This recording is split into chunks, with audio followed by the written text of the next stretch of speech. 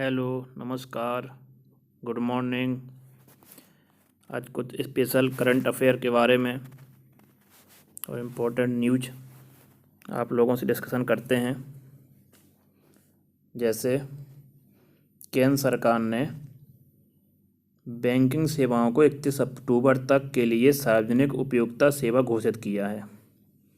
आइए जानते हैं इसको क्या है। केंद्र सरकार ने औद्योगिक विवाद अधिनियम के प्रावधानों के तहत बैंकिंग उद्योग को 6 महीने के लिए आगामी 21 अक्टूबर तक सार्वजनिक उपयोगिता सेवा घोषित किया है। इस घोषणा का यह अर्थ है कि 21 अप्रैल से शुरू होने वाले इस अधिनियम के संचालन के दौरान बैंकिंग क्षेत्र के कर्मचारी या अधिकारी द्वारा कोई भी हड़ताल नहीं की जा सकेगी। बैंकिंग क्षेत्र में 1 दर्जन से अधिक कर्मचारी और अधिकारी यूनियनें हैं। थर्ड नंबर है, बैंकिंग संघ अक्सर अपने कर्मचारियों के वेतन को लेकर मुद्दा उठाते हैं, जिसे भारतीय बैंक एसोसिएशन IBA को हर 3 साल में निपटाना होता है।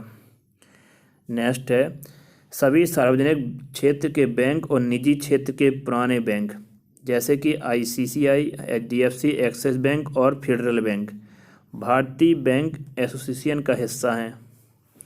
भारत में कुछ पुराने विदेशी बैंक जैसे कि HSBC, सिटी बैंक और स्टैंडर्ड चार्टर्ड बैंक भी इसका हिस्सा है। IBA द्वारा निर्धारित किए जाने वाले वेतन, निपटान और अन्य कर्मचारी मुद्दों के तहत ये बैंक शामिल हैं। तो क्या है, केंद्र सरकार ने बैंकिंग सेवाओं को 31 अक्टूबर के लिए सार्वजनिक उपयोगिता सेवा घोषित किया है। नेक्स्ट जानकारी है, कोरोना मृतकों के अंतिम संस्कार का विरोध करने पर 3 साल की सजा होगी। ये तमिलनाडु सरकार ने लागू किया है। तमिलनाडु सरकार ने 26 अप्रैल 2020 को एक अध्यादेश जारी कर राज्य में कोरोना वायरस कोविड-19 के संक्रमण के कारण मरने वालों का गरिमापूर्ण तरीके से अंतिम संस्कार करने का विरोध करने वाले लोगों को 1 से 3 वर्ष तक की कैद की सजा देने और उन पर जुर्माना लगाने का प्रावधान किया है तमिलनाडु सरकार ने। इस अध्यादेश के अनुसार कोरोना से मरने वालों के गरिमापूर्ण दफन दाह संस्कार का विरोध करने वाले अथवा इस तरह के प्रयास करने वाले लोगों को तमिलनाडु जन स्वास्थ्य कानून 1939 के तहत अपराधी माना जाएगा और उन्हें 1 से 3 वर्ष की कैद की सजा दी जाएगी। इसके अलावा उन पर जुर्माना भी लगाया जाएगा। ये कोरोना मृतकों के अंतिम संस्कार का विरोध करने पर होगी 3 साल की सजा। किसके द्वारा? तमिलनाडु सरकार के द्वारा। नेक्स्ट है, जम्मू कश्मीर प्रशासन ने 28 लोगों से जन सुरक्षा कानून हटा लिया है। इसको जानते हैं क्या है। नंबर फर्स्ट है, जम्मू कश्मीर प्रशासन ने केंद्र शासित प्रदेश और उससे बाहर जेलों में बंद 28 लोगों से जन सुरक्षा कानून PSA हटा लिया है।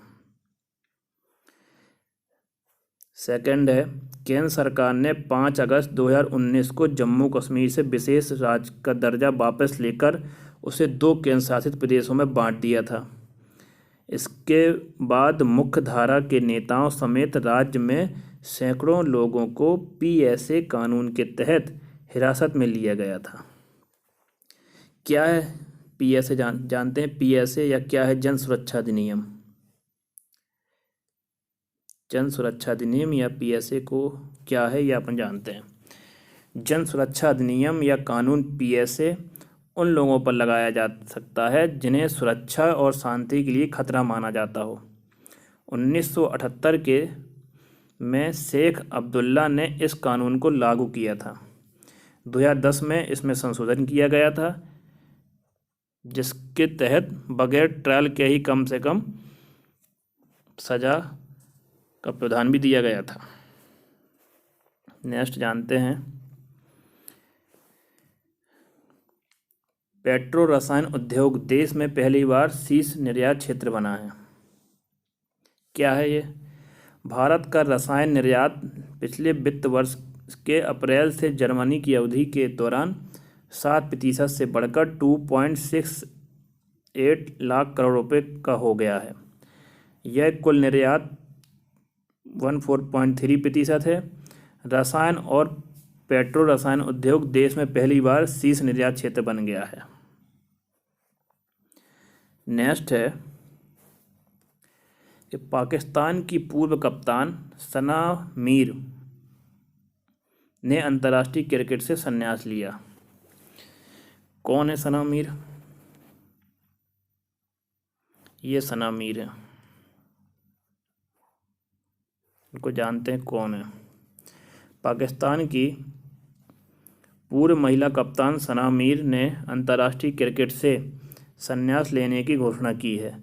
उन्होंने पाकिस्तान के लिए कुल 226 अंतर्राष्ट्रीय मैच खेले, जिसमें 2009 से 2017 तक कप्तान के रूप में खेले 37 मैच शामिल हैं। यह 34 वर्ष की क्रिकेटर वर्तमान में आईसीसी की एक दिवसीय और T20 गेंदबाजों की सूची में क्रमशः 9वें और 41वें स्थान पर हैं।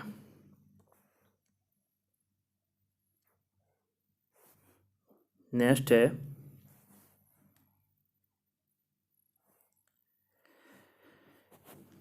अंबुबाची मेला कोरोना के कारण टल गया है। मिस्टेक हो गई है थोड़े। क्या है? वैश्विक महामारी के कोरोना वायरस के बढ़ते कहर की वजह से देश और दुनिया में सभी बड़े आयोजन और धार्मिक स्थल को बंद करके रखा गया है या बंद कर दिया गया है। इसी क्रम में गुवाहाटी के कामाख्या मंदिर में प्रति वर्ष जून में लगने वाले अंबुबाची मेले के आयोजन को भी रद्द कर दिया गया है। कामाख्या मंदिर प्रबंधन समिति ने कोरोना वायरस महामारी के कारण यह फैसला लिया है। गुवाहाटी के सालती पीठ में नीलाचल में 5 दिवसीय उत्सव का आयोजन आमतौर पर प्रति वर्ष 22 जून से 26 जून के मध्य किया जाता है। यह उत्सव देश भर में यहाँ तक कि विदेशों में भी 20 से 25 लाख तीर्थयात्रियों के आने का साक्षी बनता है। नेक्स्ट है national Panchayati Raj day 2020। PM Modi Congress has thought you to be self-dependent। PM Modi ने पंचायती राज दिवस 2020 के अवसर पर वीडियो कॉन्फ्रेंसिंग के माध्यम से देश भर के सभी गांवों के सरपंचों से बातचीत की। इस अवसर पर पंचायती राज मंत्री केंद्रीय मंत्री नरेंद्र सिंह तोमर भी उपस्थित थे। प्रधानमंत्री ने सभी सरपंचों को संबोधित करते हुए कहा कि कोरोना वायरस महामारी से सबसे बड़ा सबक यह है कि हमें आत्मनिर्भर बनना होगा, और उन्होंने 2 गज दूरी का मंत्र भी दिया है कि डिस्टेंस 2 गज दूरी का होना चाहिए। नेक्स्ट है कोरोना संकट के बीच अच्छी खबर। फेलूदा से महज 500 रुपये में टेस्ट, 5 मिनट में नतीजा। कोविड-19 की देसी टेस्ट किट तैयार हो गई है। इससे टेस्ट न सिर्फ सटीक आसान होगा बल्कि बहुत सस्ता होगा। जांच में महज 450 से 500 रुपये तक लगेंगे। CSIR की किट से नतीजे 5 से 7 मिनट में आ जाएंगे।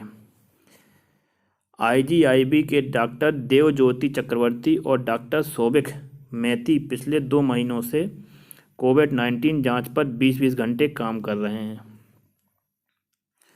उन्होंने बताया कि इसका नाम सत्यजीत रे के प्रसिद्ध जासूस फेलूदा के नाम पर रखा गया है। CSIR के निर्देशक शेखर माड़े कहते हैं कि यह टेस्ट पूरी तरह से स्वदेशी है। तकनीकी से लेकर रसायन तक हमने खुद विकसित किए हैं।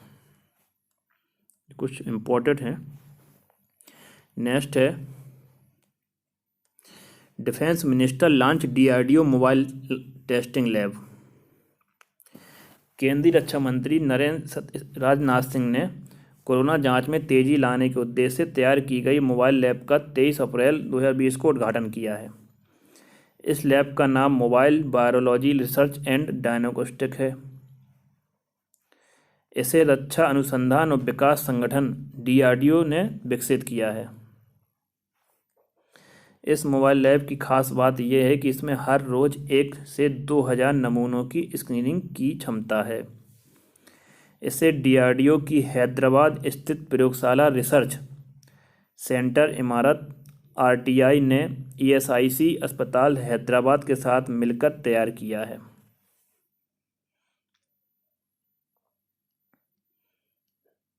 कुछ क्वेश्चन है, जैसे कौन सा उद्योग देश में पहली बार शीर्ष निर्यात क्षेत्र बना है? तो ये है पेट्रोकेमिकल इंडस्ट्री।